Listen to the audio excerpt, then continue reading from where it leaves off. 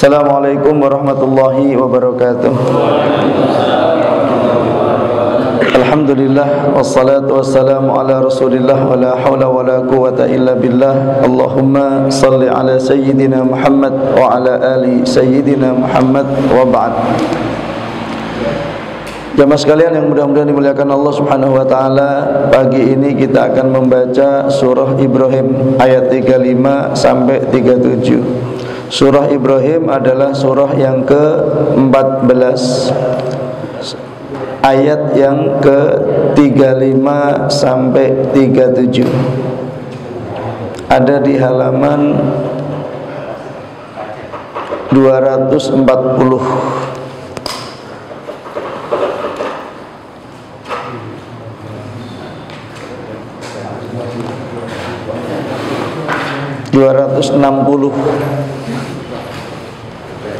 Di depan semua sini.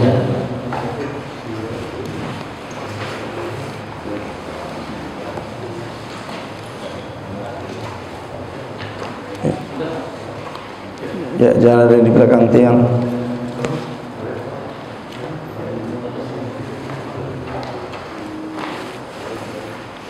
Ya. Ikuti bacaan saya, minta kepada Allah petunjuk dan penyembuh. A'udzu billahi minasy syaithanir rajim. A'udzu billahi minasy syaithanir rajim. Bismillahirrahmanirrahim. Bismillahirrahmanirrahim. Wa idz qala Ibrahim rabbi ij'al hadzal balada amina.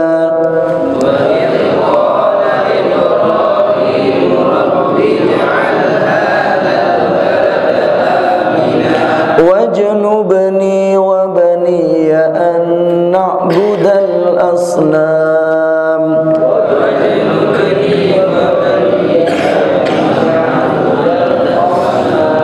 Rabbi innahunna adlalna katsiran minan nas.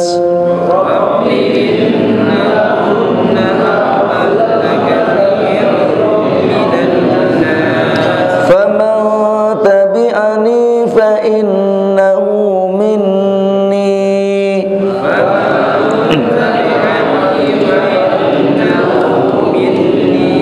wa man asani fa innaka ghafurur rahim.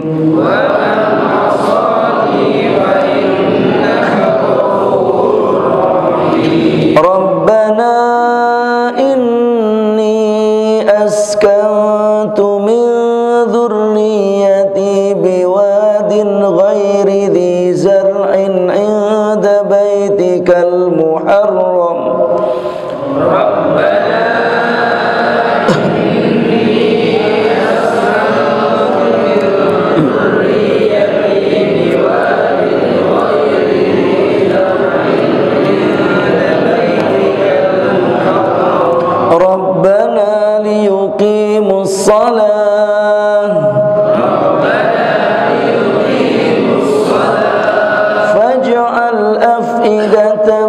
من الناس تهوي إليهم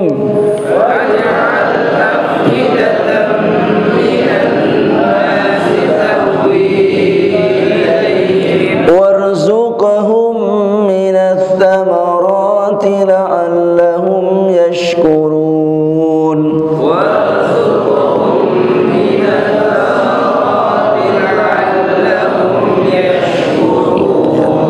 Rabbi ighfirli wa liwalidayya.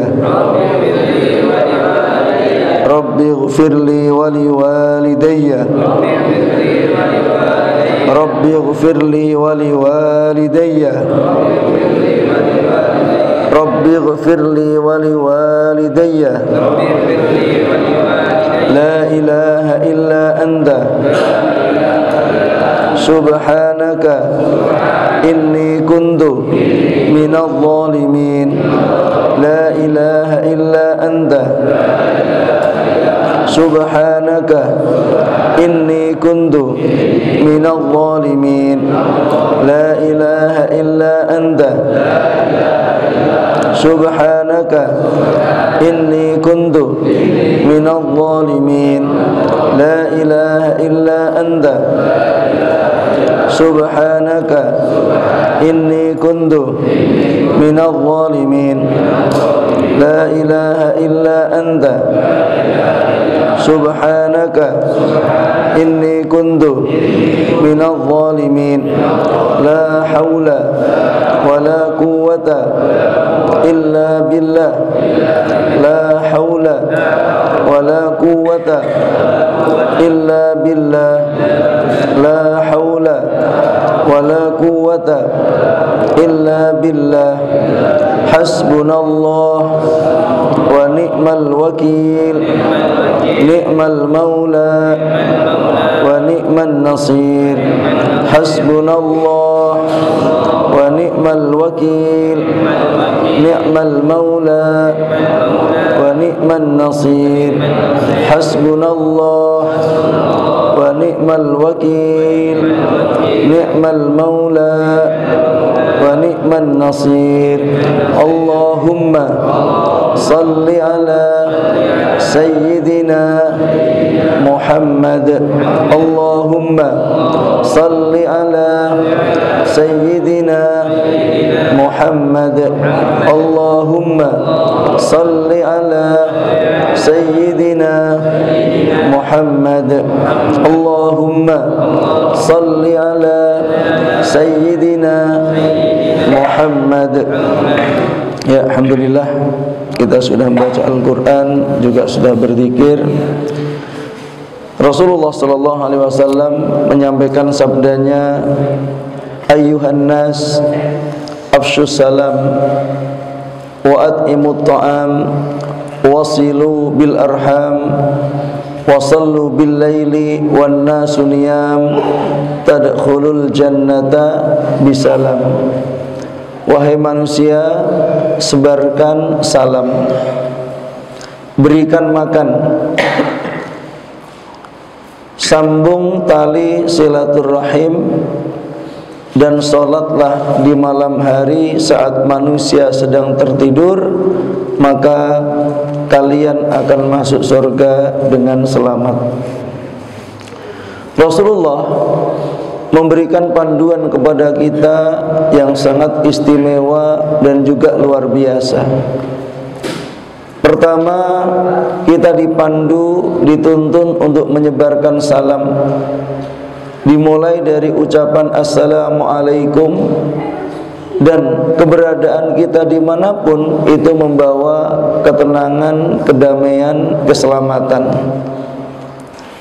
Yang kedua, kita juga dipandu untuk senang memberi makan, karena ternyata memberi makan ini menjadikan komunikasi dan interaksi kita dengan orang-orang di sekitar kita menjadi mudah, membuat orang tenang dan aman.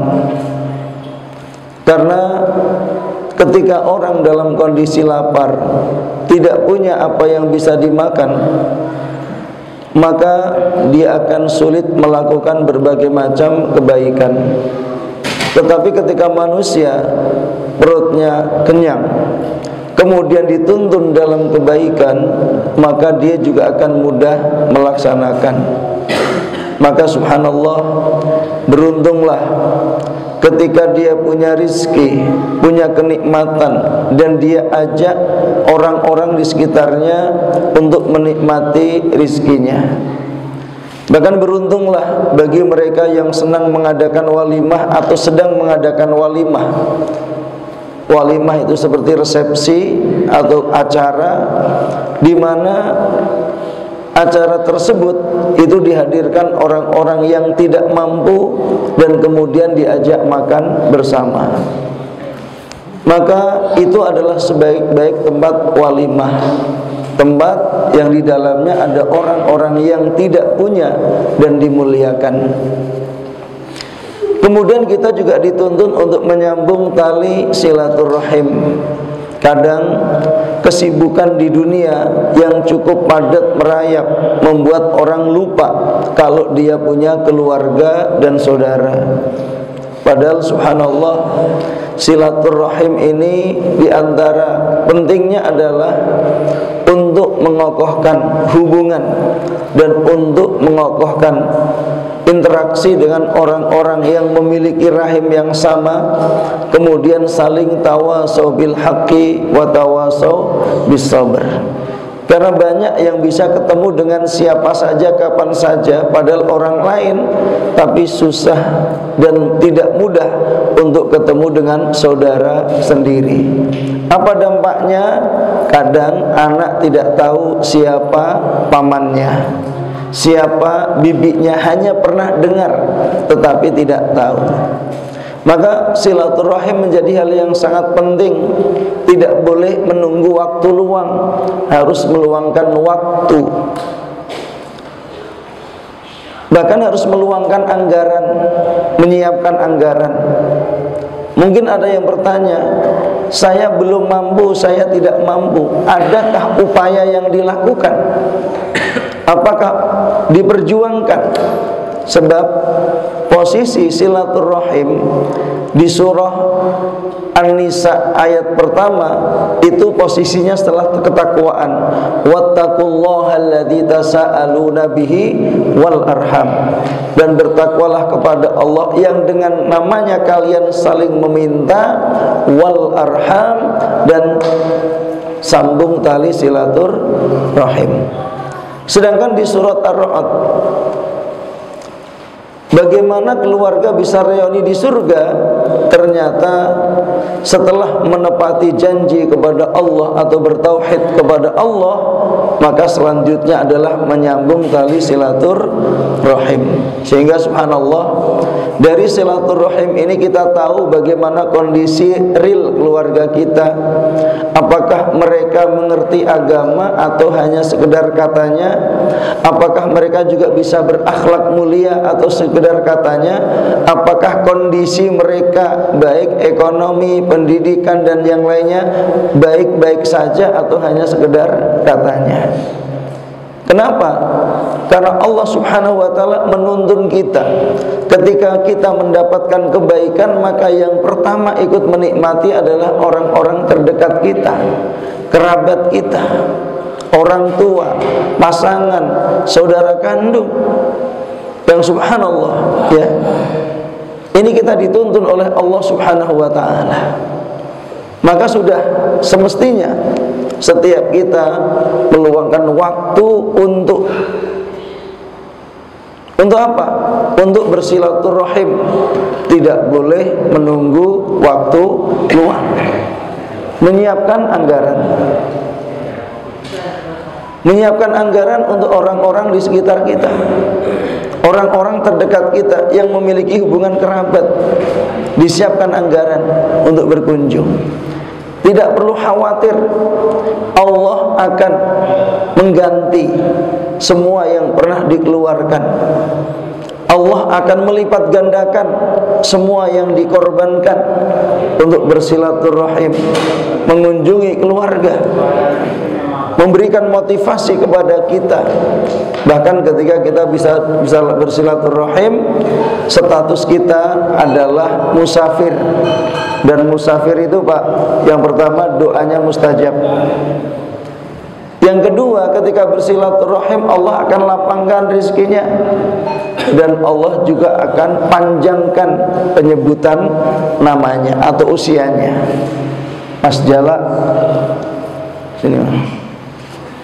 Sehingga kemudian apa? Tidak perlu khawatir. Kemudian yang keempat adalah bekali dengan kekuatan spiritual, yaitu sholat malam, Pak. Jadi kalau Bapak sholat tahajud itu dianjurkan tidak pelan bacanya, tapi apa? Keras, di rumah sendiri. Dan sholat tahajud atau sholat malam ini menjadi kewajiban pertama Rasulullah sebelum datangnya sholat 5 waktu. Kenapa sholat malam? Dan kenapa bacanya harus keras, harus jahar? Karena ini ada kekuatan di dalam diri kita untuk membina mental spiritual kita. Asyaddu wat'an wa aqwa muqila. Kalau kita menyampaikan informasi, berita dan berbicara, yang pertama asyaddu wat'an, kata-kata yang diucapkan itu akan menancap di dalam hati, ya. Dia akan punya kekuatan dan kekokohan untuk didengar, punya pengaruh di hati. Wa aqwa muqila, pilihan katanya Pak mudah difahami. Apalagi kita akan menjelaskan tentang hari kiamat, alam kubur, beriman kepada yang gaib. Ini kalau kita tidak punya keimanan, tidak punya keyakinan, tidak bisa menyampaikan. Tapi dengan bekal sholat malam yang dibaca jahar tadi, dampaknya sangat luar biasa. Dan dalam sholat malam kita boleh diimami anak yang belum akil balik, Pak. Maka tadi yang pertama imam, ya, itu usianya baru 12 tahun, ya. Yang kedua sudah balik. Dan itu adalah latihan untuk menyiapkan anak-anak jadi pemimpin, Pak, terutama di dalam keluarga. Jadi dilatih kalau anak punya prestasi harus diapresiasi mulai dari rumah. Karena berapa banyak anak yang punya hafalan ketika mondok, di rumahnya nggak pernah kepake. Dia bisa di mana-mana tapi tidak terapresiasi di dalam rumahnya. Maka bagi para orang tua yang punya anak laki-laki, siapkan untuk bisa menjadi imam di dalam keluarga sebelum imam di luar rumah tangga. Minimal di sholat tahajud. Ya, yang di sini kita boleh lama-lama, Pak. Boleh setengah juz, boleh 1 juz, ya kan? Tapi nanti ketika sholat wajib itu cukup pendek-pendek saja. Nah, itu sunnahnya begitu. Jadi kalau yang panjang-panjang di sholat wajib, ada sahabat yang sholatnya agak panjang, afattanun anta, apakah anda akan membuat fitnah sholatnya dibuat panjang? Subhanallah. Kenapa? Karena sholat sebelum subuh ini atau sholat malam ini, Pak, bisa jadi akan mewujudkan apa yang menjadi keinginan yang tidak pernah bisa diwujudkan dengan usaha, dengan upaya di siang hari. Tapi ketika disempurnakan di malam hari, Allah berikan, karena memang itu adalah waktu mustajab untuk memohon kepada Allah. Yang memohon ampun diampuni, kemudian yang berdoa diijabah, yang meminta akan diberi.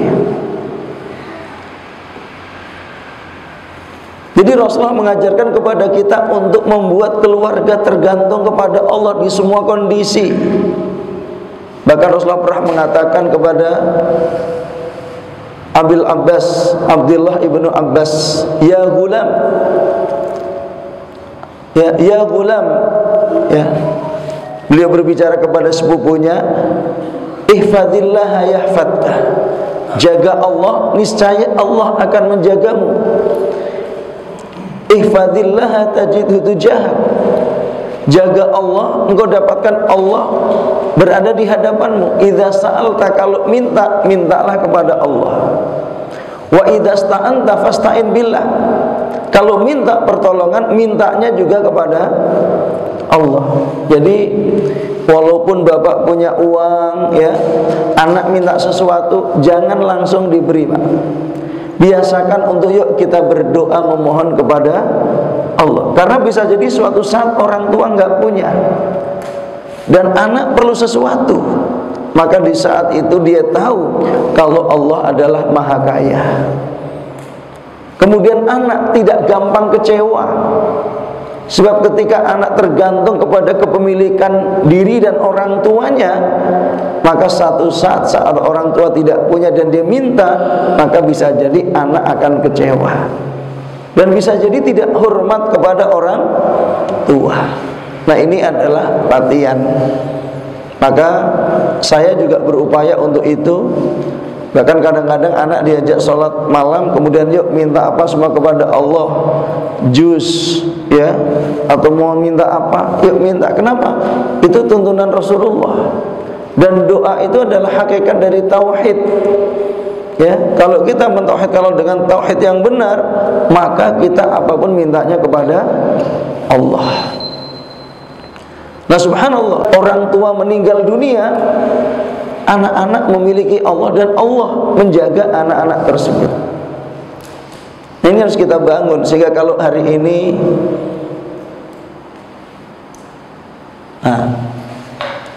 ini kita bisa sholat malam bersama dengan orang lain, dengan anak orang lain, maka mudah-mudahan di waktu-waktu yang akan datang bisa sholat malam dengan keluarga sendiri, pasangan sendiri, anak sendiri, orang tua sendiri. Karena apa? Karena kita perlu energi untuk memulai, dan kalau perlu ditemani, minta ditemani. Ada tamu dari luar Jawa datang ke rumah saya, Pak, hanya minta ditemani sholat malam. Datang habis isya, bangun jam 2, selesai subuh, balik lagi dia ke pulaunya. Datang hanya untuk minta ditemani sholat malam. Kenapa? Sholat malam ini adalah sholat terbaik setelah sholat 5 waktu.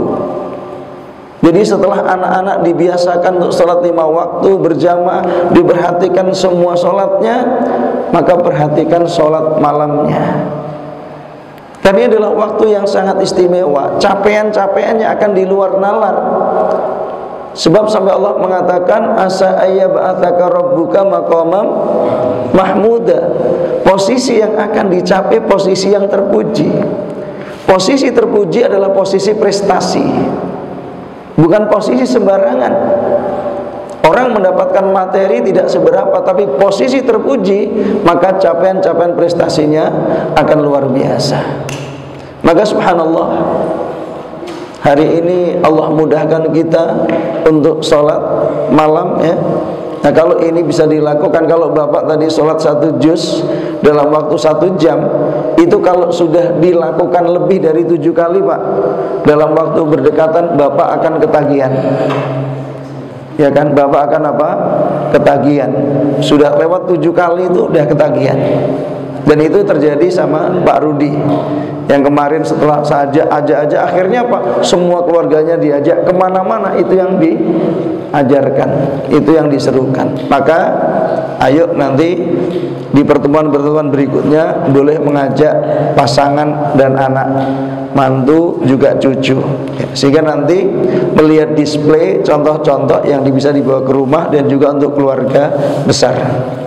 Nah, ini juga sudah kami lakukan di rumahnya Pak Yusuf di Kediri, ya, kemudian di pindah-pindah Pak di Semarang dan seterusnya, ya, untuk menuntun keluarga dan terutama memberikan solusi dari permasalahan yang mungkin dibantu, ya, dengan cara memberikan penguatan keyakinan dan hati, ya.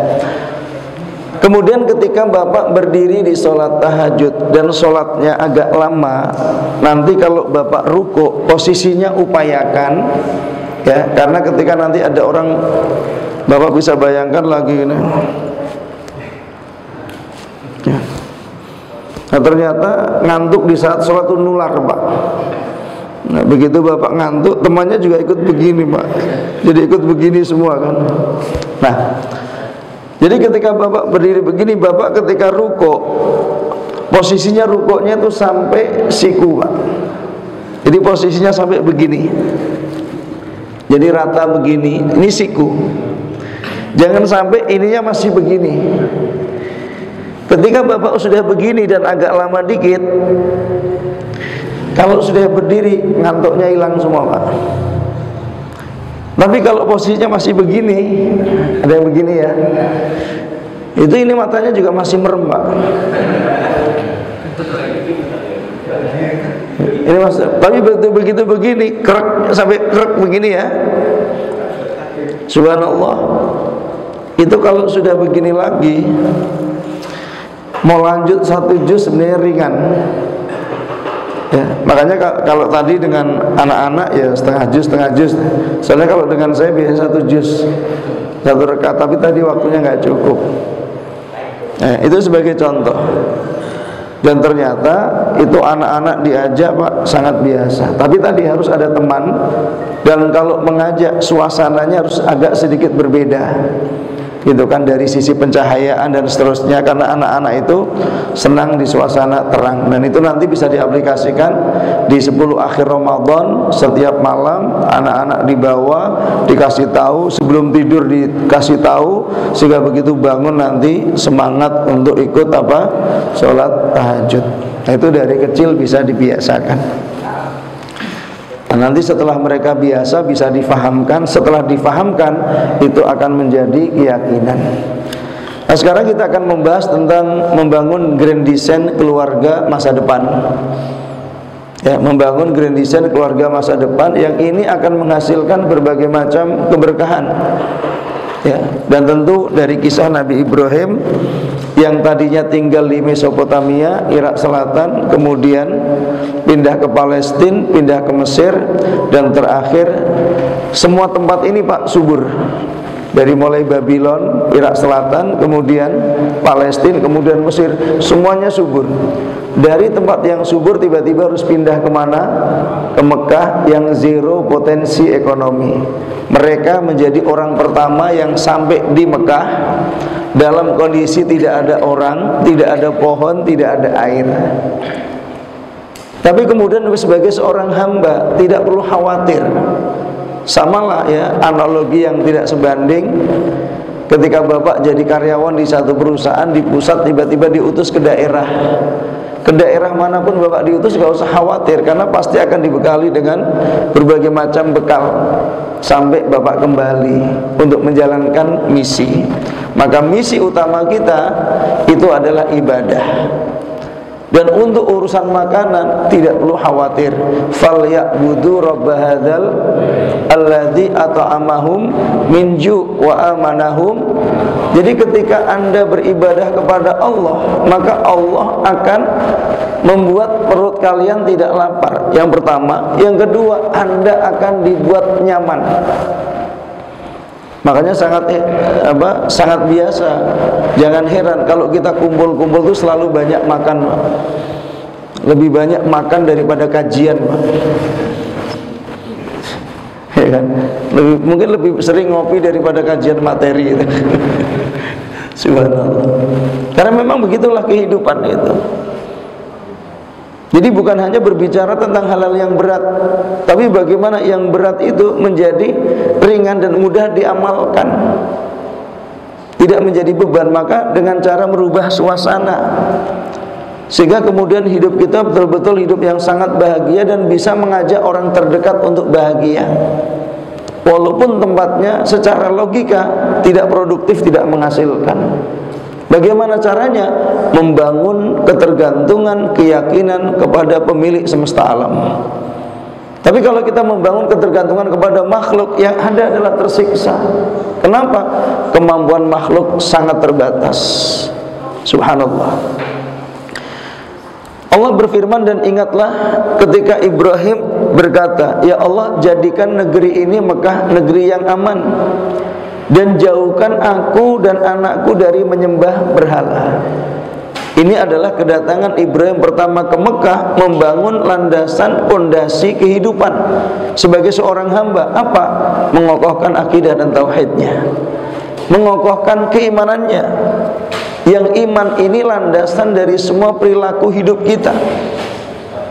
Jadi ada syarat dan ketentuan berlaku yang tidak boleh dilewati. Ya, makanya tadi malam dalam diskusi dengan bapak-bapak yang bertanya kan, anak-anak sudah masuk pesantren, ya kemudian kuliah, kondisinya begini dan begini. Kalau saya jawabannya selalu sederhana, mungkin masalah anggaran, Pak. Anak-anak ada anggaran kecerdasan otak, kesehatan fisik, tapi nggak ada anggaran kesolehan hati. Ya, ada itu pernah, tapi nggak berlanjut. Sedangkan anggaran kesolehan, kesehatan fisiknya berlanjut atau tidak, Pak? Anggaran untuk kesehatan jasmaninya berlanjut atau tidak? Berlanjut. Makannya terus, minumnya terus, setiap hari 3 kali. Ya, kadang-kadang bukan 3 kali, 5 kali. Kenapa 5 kali, Ustadz? Ya, jam 9 ada bakso, Ya, sore juga nanti ada martabak, malam masih tambah nasi goreng 6 kali kadang. Tapi pertanyaannya, pernah nggak begitu kita libur, lagi tidak kerja, kemudian target utamanya itu ngaji sama zikir? Wah, mumpung nggak kerja nih, hari ini tilawah 3 juz, 5 juz, gitu kan. Nah, akhirnya apa? Dengan berjalannya waktu, jasmaninya semakin sehat, otaknya cerdas, tapi kan jiwanya kosong. Nah, ketika jiwa kosong ini menghadapi masalah, gampang untuk mengeluh, berkeluh kesah. Sulit untuk terjadi survive di dalam dirinya. Dan kadang-kadang sulit untuk berbaik sangka kepada orang terdekatnya. Sehingga kemudian dari buruknya sangka itu berdampak kepada buruknya komunikasi. Kenapa? Karena tampil berbagai macam persepsi dan asumsi kepada orang-orang terdekatnya. Akhirnya apa? Justru mudahnya komunikasi kepada orang yang jauh. Dan memang keluarga tidak dibiasakan untuk berdialog, ya, dialog. Orang tua punya grand design seperti apa? Sehingga pernah saya diundang di satu rumah, kemudian saya jelaskan, ini orang tua sudah tua, usia 76. Kenapa tidak disampaikan kepada anak-anak apa sih kelebihan orang tua untuk dilanjutkan? Apa sih cita-cita baik orang tua untuk diwujudkan? Apa sih kekurangan orang tua untuk dilakukan perbaikan? Sehingga tidak menurun siklusnya pada generasi berikutnya. Itu sampai anak-anak nangis karena mereka, Ustadz, baru kali ini kami sebagai sekeluarga itu kumpul dari pagi sampai sore bersama orang tua untuk membahas kebaikan keluarga. Ya, itu terjadi, Pak. Dan mereka nangis karena orang tua punya banyak aset, anak nggak tahu. Orang tua banyak relasi, anak nggak tahu. Karena anak nggak pernah dikenalkan, ini teman bapak, ini teman ibu, nggak pernah dikenalkan.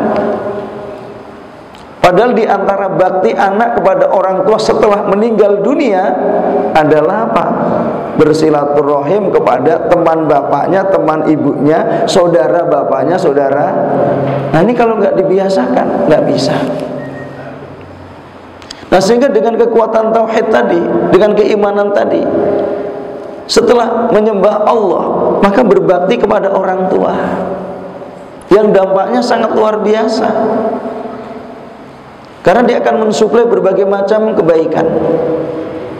Sehingga kemudian sering saya sampaikan, kalau orang tua tidak mampu untuk memberikan apa yang menjadi keperluan anak dalam urusan keimanan, maka bawa kepada para ulama yang akan memberikan. Berarti harus ada anggaran bersilaturahim kepada ulama, ziarah kepada ulama, untuk anaknya mendapatkan display teladan, nasihat, dan juga doa. Kenapa? Para ulama adalah warathatul anbiya. Para ulama adalah pewaris para nabi. Karena kadang serumah itu tidak selalu ramah, seatap, mungkin tidak sempat menatap. Karena ada yang serumah itu komunikasinya pakai WA, Pak. Ada nggak? Serumah tapi komunikasinya pakai WA. Ada, Pak, ya? Ya, memastikan yang sebelah sini dulu, Pak. Pakai WA, gitu kan? Sampai kemudian ada seorang orang tua, Pak, Ustadz, bisa nggak ke rumah kami, berikan nasihat kami kepada anak-anak. Emang apa yang dikasih tahu? Anak kami itu serumah, tapi kalau ngomong selalu pakai WA. Kami pengen makan bersama. Saya tanya, loh, ketika anak itu ngomong pakai WA, dijawab nggak? Dijawab, harusnya nggak dijawab, biar ketemu muka, gitu kan. Sampai begitu, Pak, minta didatangi karena rumah itu sepi, semuanya sibuk di kamar masing-masing. Padahal serumah. Ini yang saya sebut serumah tidak ramah, seatap tidak saling menatap, sebagian yang seranjang hilang rasa sayang. Nah, ketika anak-anak dikokohkan keimanannya, orang tua mengokohkan iman, maka tahu kewajiban. Ya jangankan terkait dengan itu, sampai Rasulullah mengatakan siapa yang beriman kepada Allah dan hari akhir, hendaknya dia berkata yang baik atau diam. Siapa yang beriman kepada Allah dan hari akhir, hendaknya dia apa? Menghormati tamunya. Nah sekarang kalau setiap kamar begitu, kira-kira ada tamu gimana kondisinya? Subhanallah. Sampai saya pernah ceritakan, saya pergi di satu negara, saya membawa seorang mu'alaf Pak dari Inggris. Itu saya ajak, yuk kita main ke rumah murid saya. Itu jam 1 dini hari. Sampai kaget, Ustadz apakah kita akan diterima? Diterima. Karena di rumah itu setiap tamu sangat istimewa. Bahkan kami datang jam 1 dini hari Pak, anaknya dibangunkan yang laki-laki untuk menyambut tamu dan tidak boleh pembantu. Sampai mu'alaf ini terkaget-kaget. Begitu mereka ngobrol sampai jam 2:30 atau jam 3, itu pulang diberikan apa? Hadiah Pak. Dan itu merubah persepsi mereka. Mereka masuk rumah seperti istana, disambut dengan istimewa. Di jam yang tidak biasa, pulangnya diberikan hadiah. Kok ada orang seperti itu? Saya bilang ada. Tapi hati akan dikumpulkan yang setipe Pak. Nah begitu saya ajak kaget. Dan kemudian di waktu berikutnya saya ajak pengusaha lagi.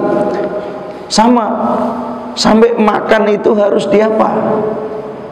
Makan itu harus di pemilik rumahnya yang nyaruh nasinya di piringnya. Pak Yusuf pernah ajak ke rumah tersebut. Subhanallah. Dan itu sangat luar biasa. Jadi sampai pengusaha tersebut kaget, kok ada ya orang seperti ini? Kok saya belum pernah ketemu, baru sekarang? Ternyata pertemanan itu Pak sangat menentukan. Jadi ketika kita ketemu dengan orang yang selalu perhitungan dengan uang, maka pembicaranya seputar uang. Tapi kalau kita ketemu dengan orang yang dibicarakan tentang keimanan, maka itulah yang akan menjadi aplikasi kehidupan. Kalau saya datang ke negara tersebut, seringnya anak pertama menjemput, kalau jalan-jalan anak kedua, nanti nganternya Pak anak ketiga. Padahal sopirnya banyak Pak. Tapi urusan menyambut tamu tidak bisa diwakilkan kepada siapapun. Karena apa? Terkait langsung dengan keimanan kepada Allah dan hari akhir. Nah ini kalau anak nggak dituntun Pak, nggak bisa. Banyak sekali redaksi-redaksi hadis terkait dengan keimanan. Sehingga subhanallah, sudah semestinya para orang tua membekali anak, ya keluarga, dengan apa? Dengan kekuatan iman ini. Rabbi innahunna aqdalna katsiran minan nas. Ya Allah, sesungguhnya berhala-berhala itu banyak menjauhkan manusia, menyesatkan manusia. Maka siapa yang mengikuti maka termasuk golonganku. Dan siapa yang bermaksiat kepadaku, maka sesungguhnya engkau maha pengampun lagi maha penyayang. Ini sifat Nabi yang rauf.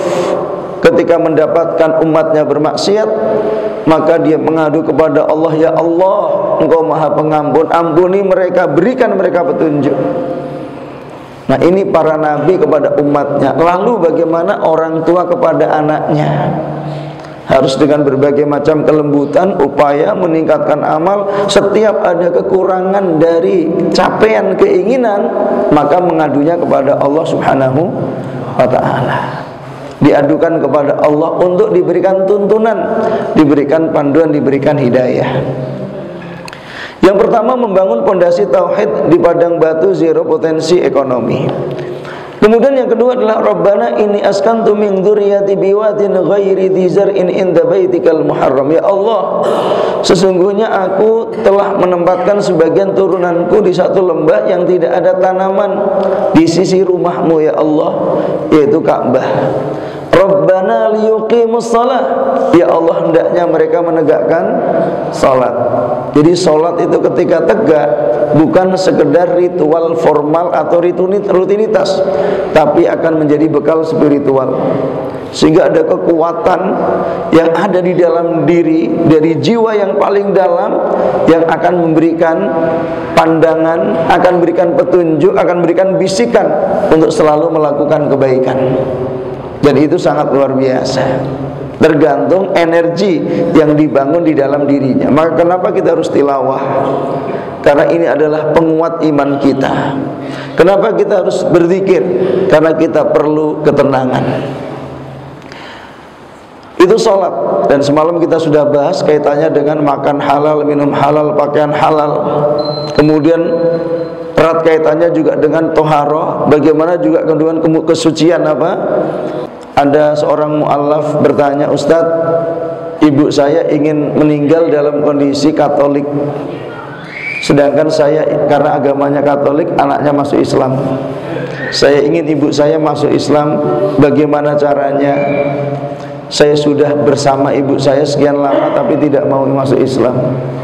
Saya bilang, sebagaimana doa orang tua mustajab, maka doa anak juga mustajab. Caranya gimana? Cari waktu mustajab. Antara adzan dan qomat setiap habis sholat di sepertiga malam terakhir, antara dua khutbah di hari Jumat, di hari Jumat secara umum, kemudian ketika safar di tempat-tempat mustajab, baik di multazam maupun di raudhah, ketika safar, ketika hujan lebat, itu waktu mustajab. Nah, doa itu akan mudah diijabah ketika diiringi amal soleh. Dan amal soleh akan diterima kalau makan, minum, pakaian halal. Maka Bapak, yuk maksimalkan untuk menikmati yang halal. Gunakan untuk beramal soleh. Cari waktu mustajab untuk mendoakan. Subhanallah Pak, itu didoakan ibunya. Karena kajian dengan saya setiap hari Selasa pagi seperti sekarang ini, tapi jam kerja karena di kantor. Sampai kemudian apa? 3 hari sebelum masuk Islam, ibunya masih ekstrim. Tapi 3 hari kemudian ibunya masuk Islam. Dan saya yang mensyahadatkan waktu itu, yang menuntunnya. Jadi kepada orang tua tadi, walaupun beda keyakinan, tidak perlu berburuk sangka. Bahkan tuntun tampilkan berbagai macam kebaikan. Karena orang yang sudah berikrar ingin meninggal dalam kondisi bukan Islam, ternyata wafatnya adalah Islam. Dan ternyata anak tadi punya pengaruh dalam menuntun orang tua, sebagaimana orang tua punya kekuatan untuk menuntun anak-anak. Nah, ini tentu yang diperlukan adalah kesabaran dan kesadaran. Tidak bisa menuntut, tapi menuntun. Kemudian faja'al af'idatan minan nas tahwi ilaihim.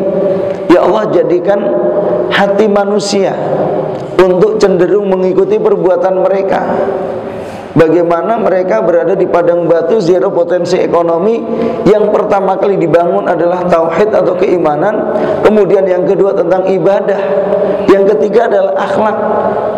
Akhlak terbaik saat kita bisa mengajak orang untuk selamat dunia akhirat, Pak. Dan untuk mengajak orang ini punya resiko. Resikonya dimusuhi, ya, resikonya dimusuhi. Tapi yakinilah, permusuhan itu Pak nggak pernah lama. Kenapa? Karena memang kita di dunia tidak lama. Bapak kalau dimusuhi Pak paling lama 60 tahun, ya. Bisa lebih sedikit, bisa kurang. Dan sekarang rata-rata usianya sudah 59. Jadi berapa, tinggal setahun lagi, gak usah khawatir. Bonus Pak ya. Makanya ketika dimusuhi gak usah baper. Orang memusuhi karena gak ngerti, Bapak mengajak karena ngerti. Jadi gak usah khawatir. Tapi kalau kita jiwanya jiwa penuntut Pak, gak bisa. Maka kita harus menjadi jiwa penuntun, jiwa dai, jiwa orang tua, jiwa orang dewasa. Yang ketika mendapatkan respon yang tidak baik, nggak usah khawatir. Karena respon yang tidak baik itu tidak akan mengurangi apapun. Bahkan bisa jadi menambah pahala sebagai bukti kesaksian di hadapan Allah kalau kita berupaya menyelamatkan keluarga dan orang terdekat kita. Dan itu adalah akhlak yang sangat istimewa. Jadi ketika seorang hamba melakukan 3 tadi Pak, pembinaan tauhid yang benar, kemudian ibadah yang benar, kemudian akhlak dan muamalat yang benar, maka 3 ini kewajiban seorang hamba. Ketika ditunaikan, maka minta apapun kepada Allah, Allah berikan. Karena itu kewajiban kita. maka Allah juga akan memberi kepada kita. Apa kewajiban Allah? Memberi rizki kepada hambanya. Maka Nabi Ibrahim juga nggak tanggung-tanggung, mintanya yang tidak biasa. Bayangkan air nggak ada, pohon nggak ada, mintanya buah, Pak. Warzuqhu minas tsamarat, ya Allah anugerahkan kepada anak turunanku buah-buahan. Kan sekarang pohon nggak ada, air nggak ada, minta buah. Logikanya nggak mungkin. Tapi kalau dengan keimanan nggak perlu mikir, Pak. Yang repot itu masih mikir, nggak percaya tapi makan buahnya, Pak. Makan buahnya. Saya nggak percaya buah tumbuh di sini, tapi dimakan, Pak. Ada nggak yang begitu, Pak? Ada, Pak.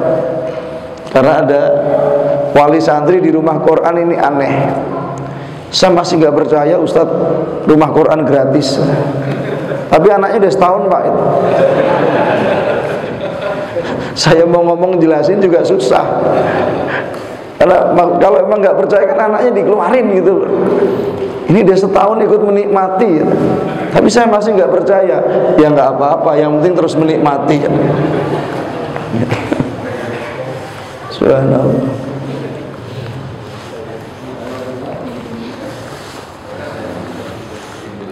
Ibrahim minta buah-buahan, Pak.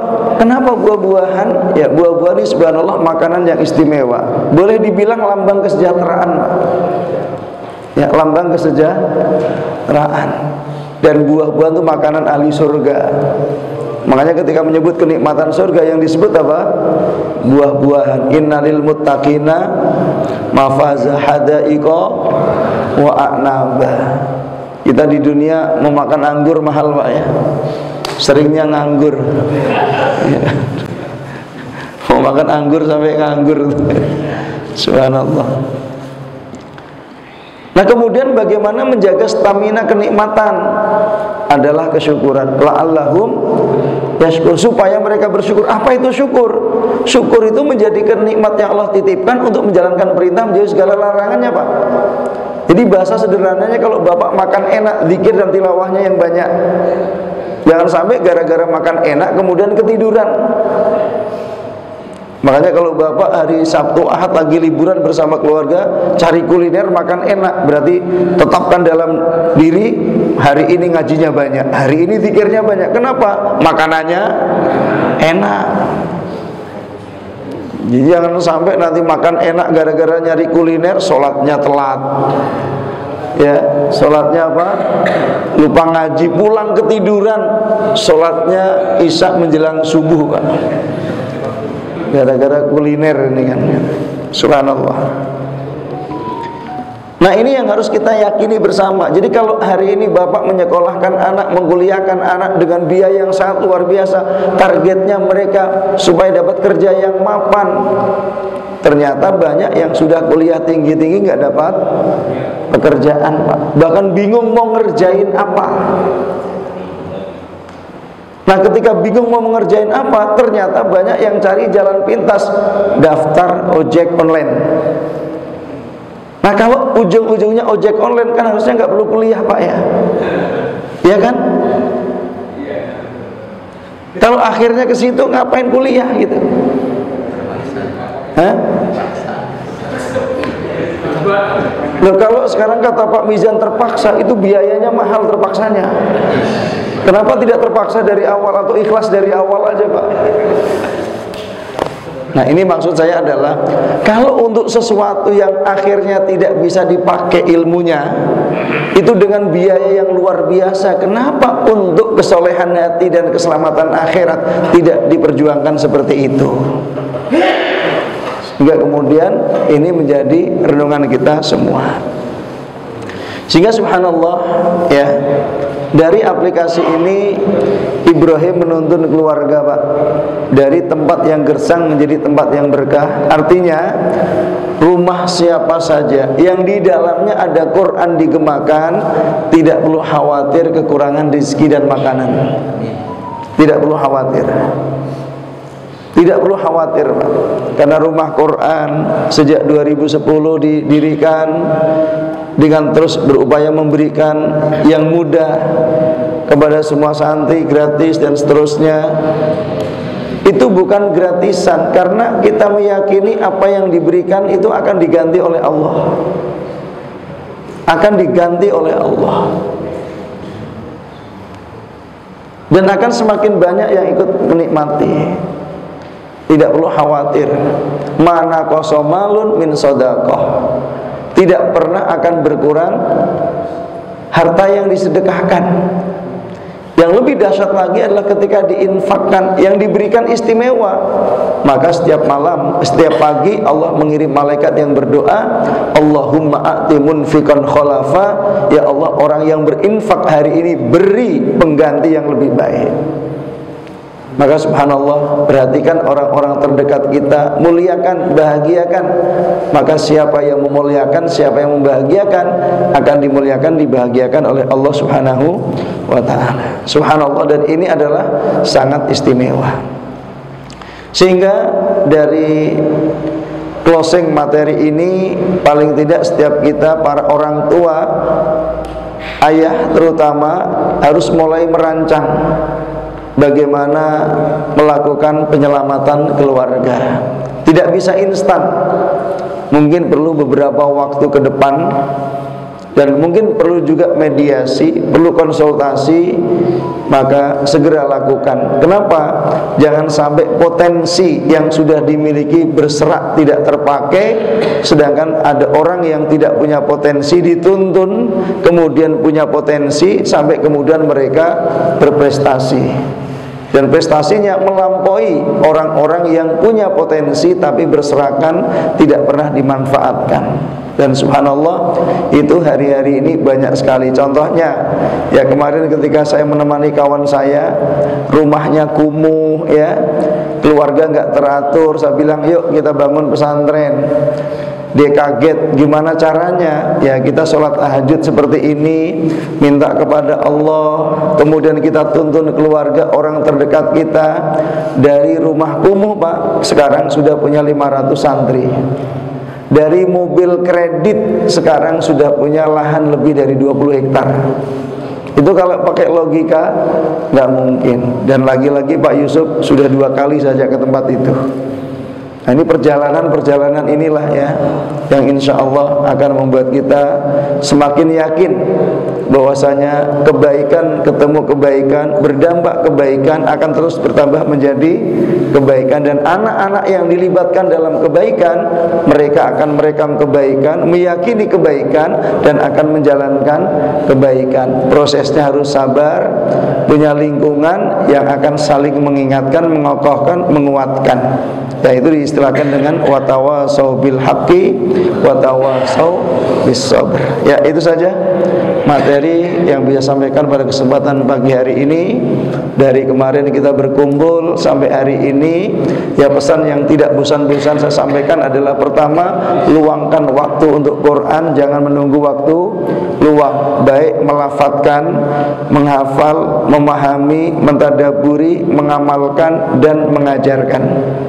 Untuk prosesnya, maksimalkan peran seorang guru. Yang kedua adalah perkuat dengan zikrullah, karena ini adalah penenang hati. Yang ketiga, fahami terjemah sholat berkata, karena ini adalah connecting langsung dengan Allah tanpa penterjemah. Kalau kita nggak tahu, maka kita nggak pernah tahu apa yang dibicarakan. Yang keempat, lakukan rapat kerja keluarga. Karena dengan rapat kerja keluarga, keluarga itu punya proyek ke depan, apa yang akan dilakukan ketika orang tua masih hidup, dan apa yang akan dilanjutkan oleh anak-anak ketika orang tua sudah meninggal dunia. Ini adalah learning by display, ya, pembelajaran melalui teladan. Dan subhanallah, dampaknya akan sangat luar biasa. Kemudian yang kelima, melakukan kunjungan kepada ulama secara periodik. Yang ini adalah targetnya kadang-kadang dengan orang terdekat tadi Pak, komunikasi tidak terkoneksi. Ternyata ketika ada pihak mediasi atau mediator, itu orang dekat menjadi kuat. Ya, orang dekat menjadi kuat. Subhanallah. Dan yang keenam adalah ajak keluarga untuk salat malam. Yang ketujuh, banyak doa. Karena doa ini silahul mukmin, senjata orang beriman. Nah, insya Allah dengan 7 tahapan ini, mudah-mudahan setiap keluarga yang dimiliki dari yang hadir di sini menjadi keluarga sakinah, mawaddah, warahmah, produktif dengan amal soleh, sehingga anak-anak membahagiakan orang tua menjadi teladan untuk anak-anaknya, sehingga kemudian potensi yang ada itu kemudian dipetakan untuk masa depan, sehingga apapun profesi dan kegiatan anggota keluarga, nilainya adalah ketakwaan kepada Allah Subhanahu wa ta'ala. Itu saja. Mudah-mudahan Allah ampuni dosa-dosa kita, Allah terima amal kebajikan kita, Allah anugerahkan kepada kita semuanya pasangan yang salehah, anak-anak yang saleh dan salehah, semuanya sehat walafiat, bahagia bersama keluarga, cita-cita baiknya diwujudkan oleh Allah Subhanahu wa ta'ala. Allah anugerahkan kita semua haji dan umrah sebelum wafatnya husnul khatimah, dan mudah-mudahan kelak kita berkumpul bersama keluarga dengan segala upaya kita di surganya Allah Subhanahu wa ta'ala. Allah tolong saudara-saudara kita di Palestina, di Gaza, di Rifah, di Suriah, di negeri Syam atau negeri yang lainnya, dan Allah jaga dan berkahi negeri kita Indonesia. Allah anugerahkan kepada kita pemimpin, pejabat dan rakyat yang bertakwa. Ya Rabbana ya Rabbana ya Rabbana istajib du'aana. Allahumma ighfir lana dzunubana ajmain wa habil musii'ina minal muslimin. Rabbana atina fid dunya hasanah wa fil akhirati qina adzaban. Allahumma shfi mardana wa mardal muslimin. Allahumma arham mautana wa mautaal muslimin. Subhana rabbika rabbil izzati amma yasifun wa salamun alal mursalin walhamdulillahi rabbil alamin. Subhanakallahumma wa bihamdika asyhadu an la ilaha illa anta astaghfiruka wa atubu ilaik. Pak Mizan